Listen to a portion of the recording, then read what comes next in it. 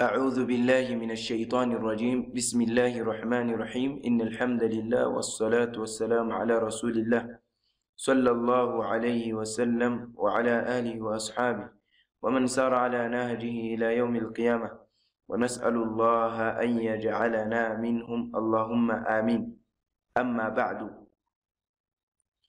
ikuzo nishimwe nta wundi bikwiriye uretse Allah subhanahu wa ta'ala. Ndasaba Allah yuko yataka intumwa Muhammad sallallahu alayhi wa sallama mu bamalayika akanayihundagazaho amahoro yo nabaye mu rugo n'abasangira ngendo bayo n'abayikurikiye n'abazakomeza kuyikurikira kugeza ku munsi w'imperuka.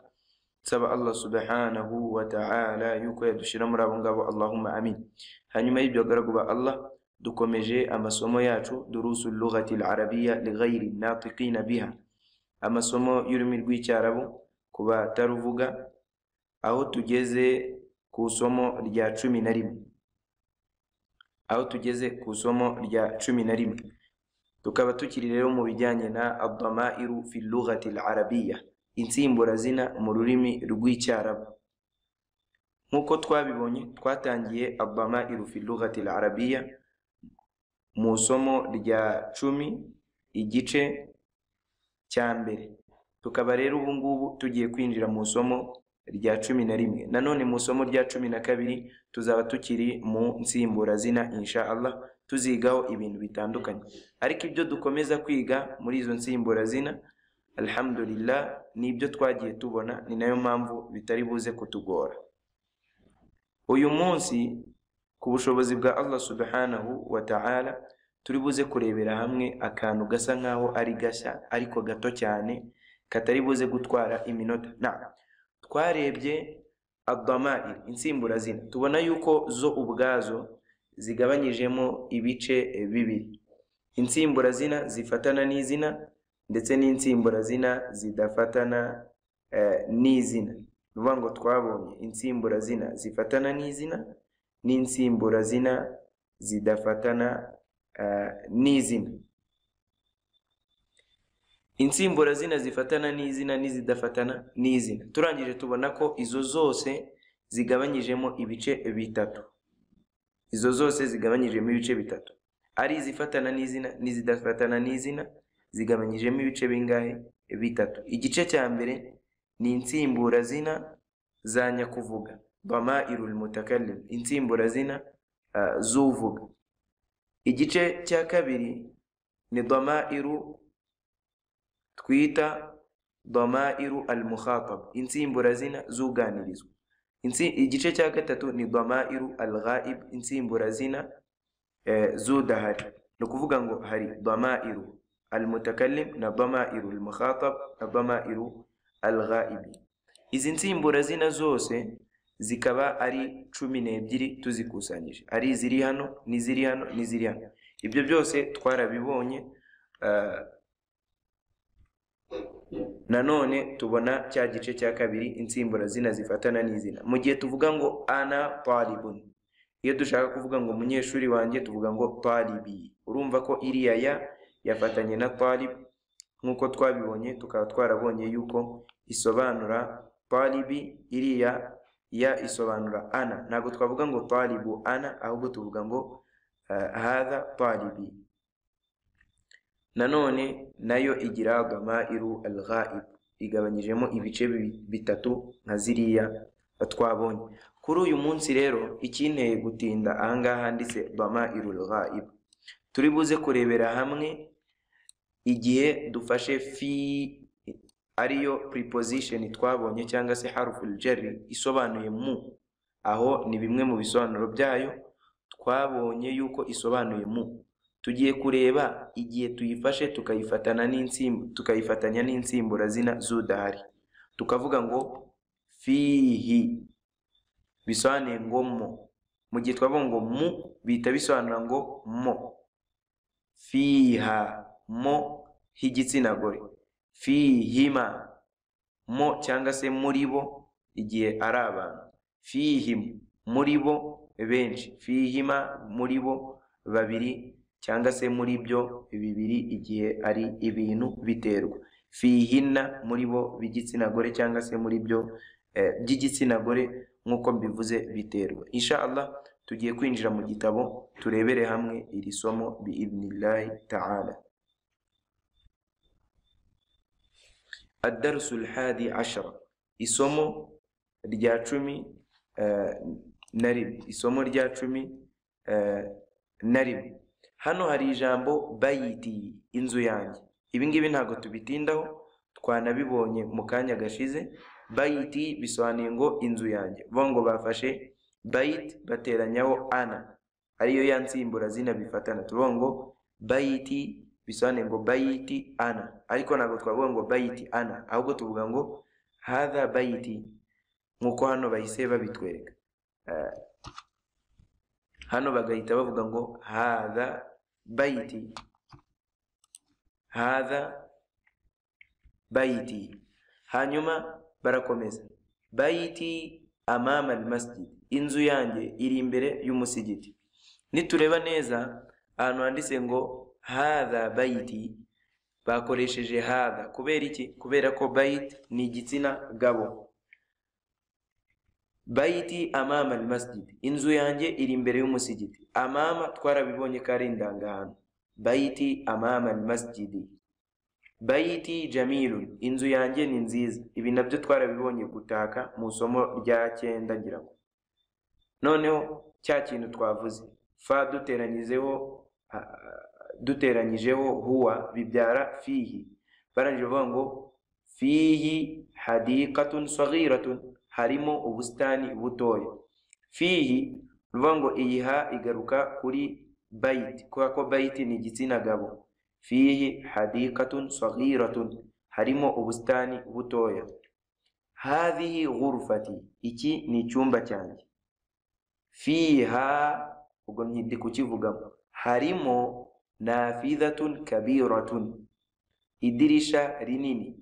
Wa mirwahatun jamilatun, ndetse na vandarateri nziza, na vandarateri nziza. Hadha sariri, iki ni igitanda cyanjye. Wa hadha kursiyun, niyi ni intebe. Wa hadha maktabati, naya ngaya na meza yanjye. Idhan hadha sariri, iki ni igitanda cyanjye, ibi ntabwo ndi kubitindaho. Wa hadha kursiyi, niyi ni intebe yanjye. Wa hadha maktabi, naya na meza yanjye. Ushaka kubyumva neza ibi ngibi yajya mu gice cya mbere cy'isomo rya 10. Mu gice cya mbere cy'isomo rya 10 ibintu nk'ibi ngibi twarabisobanuye. Barakomeza bavuga bati saati wa qalami wa kitabi ala almaktabi, isaha yanjye, wa qalami ni karamu yanjye, wa kitabi ni igitabo cyanjye, ala almaktabi kiri ku meza. Wa haqibati tahta almaktabi, ndetse n'igikapu cyanjye kiri munsi y'ameza. Nafidhatu ghurfati maftuhatun, no kubera iki tuvuze ngo nafidhatu ghurfati, nituvuge ngo nafidhatun ghurfati? Nuko twabonye ko mudhaf ntabwo igifata tanwin, niyo mpamvu tuvuga ngo nafidhatu ghurfati. Idhan nafidhatu ghurfati maftuhatun, idirisha ry'icyumba cyanjye rirafunguye. Nafidhatu ghurfati, iyi ni mubtada, maftuhatun ni khabar. Tayib, twakomeje. Baravuga bati hadhihi ghurfatu akhi, iki ni icyumba cy'umuvandimwe wanjye, iki ni icyumba cy'umuvandimwe wanjye. Wa tilka ghurfatu ukhti, naho kiriya ni icyumba cya mushiki wanjye. Murabona ko dhamair zidufasha nanone kwiyitirira ikintu nk'uko twabibonye, zidufasha kwiyitirira ikintu nk'uko twabibonye.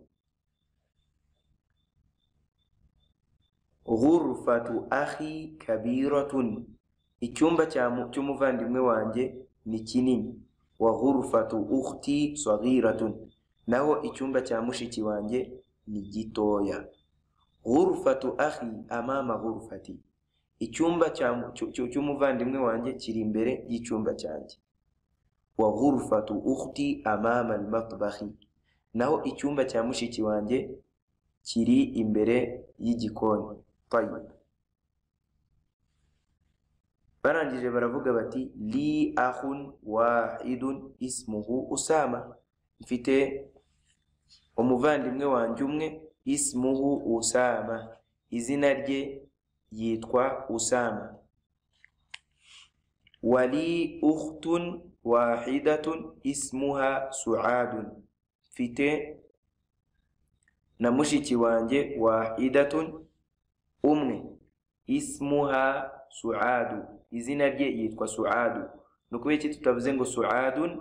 Impamvu tutavuze ngo Suadun ni ukubera ko ari izina ry'igitsina gore bwite. Twabonye yuko izina bwite ry'igitsina gore ntabwo rifata tanwini. Abi wa ummi fi tilka al-ghurfati kabiratun, papa wanjye na mama wanjye bari muri kiriya cyumba kinini. Tayyib. Uramutse ushatse kuvuga ibiri mu cyumba utakoresheje amazina yabo, wavuga ngo fiha abi wa ummi, harimo papa na mama. Ni nkaho bakubajije ngo man fil ghurfati, ninde uri mu cyumba, ni bande bari mu cyumba gutyo. Tayyib. Hano aravuga ngo ana uhibbu abi wa ummi, njyewe nkunda papa wanjye na mama. Iyo ushaka kuvuga ngo ukunda uravuga ngo uhibbu. Nawe iyo ushaka kuvuga ngo nkunda uvuga ngo ana uhibbu. Na iyo ushaka kuvuga ngo ukunda uri kubwira umuntu ko akunda uravuga ngo anta tuhibbu. Ana uhibbu ummi wa abi, njyewe nkunda abi wa ummi, nkunda papa wanjye na mama wanjye. Wa uhibbu akhi wa ukhti, nkakunda n'umuvandimwe wanjye ndetse na mushiki wanjye. Tayyib. Muri iri somo twarebeye hamwe ibintu byinshi, ariko byose bizingiye ku nsimburazina, bishingiye ku nsimburazina. Hano hari ijambo bayiti, twabibonye, ndasubiramo nihuta. Bayiti, inzu yanjye. Hadha bayiti, iyi ni inzu yanjye. Bayiti amama al-masjid, inzu yanjye iri imbere y'umusigiti.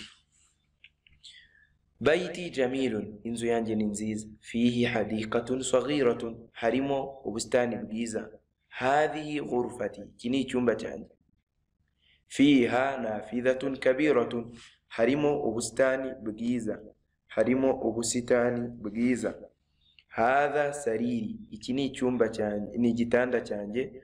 Wa hadha kursiyi, niyi ni intebe yanjye, naho iyi ni intebe yanjye. Wa hadha maktabi, naho aya ngo hadha sariri, iki ni igitanda cyanjye. Wa hadha kursiyi, niyi ni intebe yanjye. Wa hadha maktabi, naya n'ameza yanjye. Saati wa qalami wa kitabi ala al-maktabi, isaha yanjye ndetse n'ikaramu yanjye ndetse n'igitabo cyanjye ala al-maktabi, ibiri hejuru y'ameza. Wa haqibati tahta al-maktabi, naho igikapu cyanjye kiri munsi y'ameza. Nafidhatu ghurfati maftuhatun, idirisha ry'icyumba cyanjye rirafunguye. Hadhihi ghurfatu akhi, iki ni icyumba cy'umuvandimwe wanjye, iki ni icyumba cy'umuvandimwe wanjye. Wa tilka ghurfatu ukhti, naho kiriya ni icyumba cya mushiki wanjye. Ghurfatu akhi kabiratun, icyumba cya mushiki wanjye ni kinini. Wa ghurfatu ukhti saghiratun, naho icyumba cya mushiki wanjye ni gito. Ghurfatu akhi amama ghurfati, icyumba cya mushiki cy'umuvandimwe wanjye kiri imbere y'icyumba cyanjye. Wa ghurfatu ukhti amama al-matbakhi, naho icyumba cya mushiki wanjye kiri imbere y'igikoni. Li akhun wahidun ismuhu Usama, mfite umuvandimwe umwe yitwa Usama. Wali ukhtun wahidatun ismuha Suadu, mfite na mushiki wanjye umwe bamwita Suadu. Tayyib. Hano baravuga ngo abi wa ummi fi tilka al-ghurfati al-kabira, papa wanjye na mama wanjye bari muri kiriya cyumba kinini, cyangwa se baba muri kiriya cyumba kinini. ana uhibbu abi wa ummi, nje nkunda papa wanjye na mama wanjye. Wa uhibbu akhi wa ukhti, nkanakunda n'umuvandimwe wanjye ndetse na mushiki wanjye. Tamarin, imyitozo. Hano bari kuvuga ngo ikara waktub, ikara waktub, soma unandike. Ahangaha icyo baba bagamije ni ukugira ngo bamenye ko ushobora kuba wasoma amwe mu magambo baguhaye. Niyo mpamvu nta kintu ndibuze gusoma, ahubwo buri wese azasoma ibiri ahangaha. Hano bari kuvuga ngo ikara, soma. Ahangaha uzasoma naho hari hejuru usome unandike. Iri somo rero rikaba rifite imyitozo ibiri. Ni isomo ritari rinini kandi ritagoye bitewe n'ibyo twamaze kwiga. Nkaba ngira ngo rero dusoreze isomo ryacu ry'uyu munsi ahangaha, nsaba Allah subhanahu wa ta'ala yuko yaduha gusobanukirwa ndetse no gushira mu bikorwa. Wa sallallahu ala sayyidina Muhammad wa ala alihi wa sahbihi wa sallam. Subhanallahi wa bihamdihi, subhanaka Allahumma bihamdika, nashhadu an la ilaha illa anta wa nastaghfiruka wa natubu ilayk. Assalamu alaykum wa rahmatullahi wa barakatuh.